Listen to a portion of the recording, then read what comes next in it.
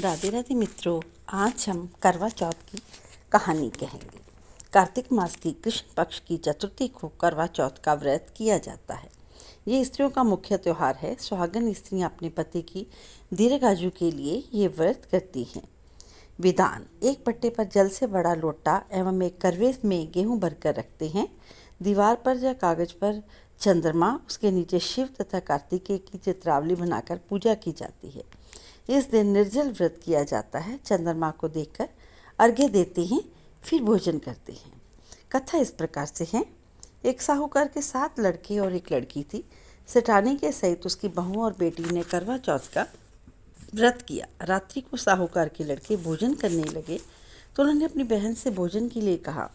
इस पर उनकी बहन ने कहा, भाई अभी चांद नहीं निकला है, उसके निकलने के बाद अर्घ्य देकर भोजन करूंगी।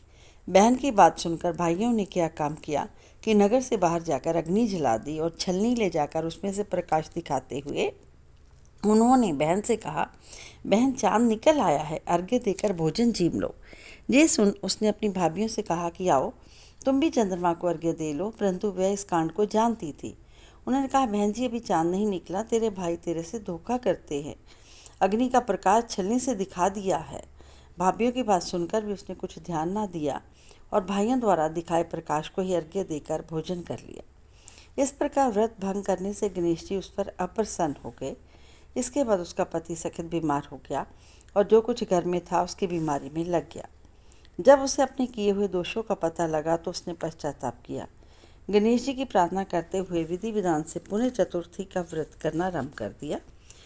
श्रद्धानुसार सबका आदर करते हुए सबसे आशीर्वाद ग्रहण करने में ही मन को लगा दिया।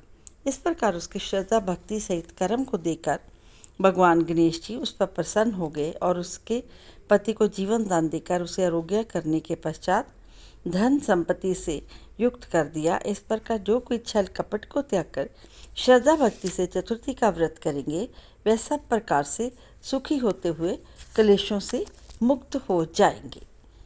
गणेश जी की एक दूसरी कहानी भी है। गणेश जी की जो विनायक जी की कहानी है वो इस प्रकार से है। एक अंधी बुढ़िया थी जिसका एक लड़का और लड़के की बहू थी। वे बहुत गरीब थे। वे अंधी बुढ़िया नित्य प्रति गणेश जी की पूजा किया करती थी। गणेश जी साक्षात सम्मुख आकर कहते थे, बुढ़िया माई तू जो चाहे मांग ले। बुढ़िया कहती, मुझे मांगना नहीं आता। तो गणेश जी ने कहा, जाओ अपने बेटे और बहू से पूछ लो क्या मांगना है। तब बुढ़िया ने पुत्र और पुत्र वधू से पूछा तो बेटा बोला कि धन मांग ले, बहू ने बोला कि पोता मांग ले। तब बुढ़िया ने सोचा कि बेटा बहू तो अपने अपने मतलब की बात करते हैं, अच्छा मैं पड़ोसियों से पूछती हूँ। तो बुढ़िया माता ने पड़ोसियों से पूछा तो पड़ोसियों ने कहा कि माता जी आपकी थोड़ी सी ज़िंदगी बाकी है तो क्यों धन मांगे, क्यों पोता मांगे, तो अपने लिए नेत्र मांग ले जिससे तेरी शेष ज़िंदगी सुख से व्यतीत हो जाए। उस बुढ़िया ने बेटे और बहू तथा पड़ोसियों की बात सुनकर घर में जाकर सोचा, जिससे बेटा बहू और मेरा सबका भला हो वह ही मांग लेती हूँ। तो अब दूसरे दिन जब गणेश जी आए और बोले, बोलो माता जी क्या मांगती हो, कि हमारा वचन है अब जो मांगोगे वही पाओगे। गणेश जी के वचन सुनकर बुढ़िया माता बोली, हे गणेश जी यदि आप मुझ पर प्रसन्न हो तो मुझे 9 करोड़ की माया दे, निरोगी काया दे, अमर सुहाग दे, आंखों में प्रकाश दे, नाती पोता दे और समस्त परिवार को सुख दे और अंत में मोक्ष दे।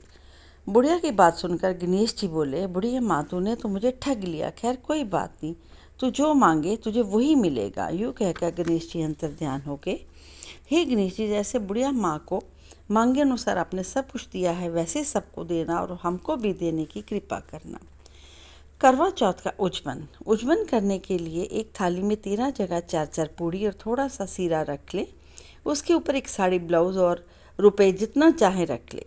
उस थाली के चारों ओर रौली चावल से हाथ फेर कर अपने सासू जी के पांव लगकर उन्हें दे देवे। उसके बाद 13 ब्राह्मणों को भोजन करावे और दक्षिणा देकर तथा बिंदी लगाकर उन्हें विदा करें। धन्यवाद।